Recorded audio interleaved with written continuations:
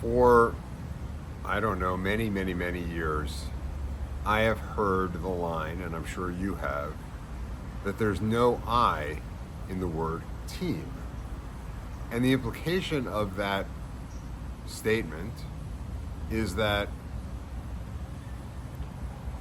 team supersedes the individual, and that we ought to emphasize team and not the individual. And of course, to a certain extent, that's true. Our best athletes on team sports are the athletes who not only perform great, but they make all the other players around them better. So yes, to a certain extent, I agree with that. However, the problem with that phrase, taken to its extreme, creates a complete lack of personal responsibility and accountability.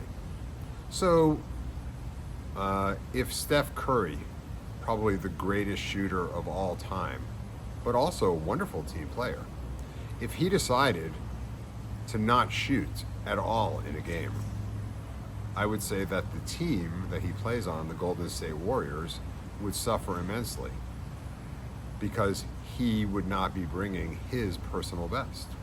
So for a team to succeed, everyone needs to care for and respect for the team, their teammates, and try to elevate their team. But also, and probably of primary importance, each individual has to bring his or her very best, because that's being accountable to the other members of the team and not leaning on unfairly and imposing an undue burden upon the other teammates.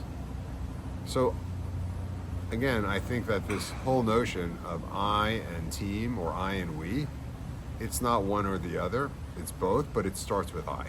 It has to start with I.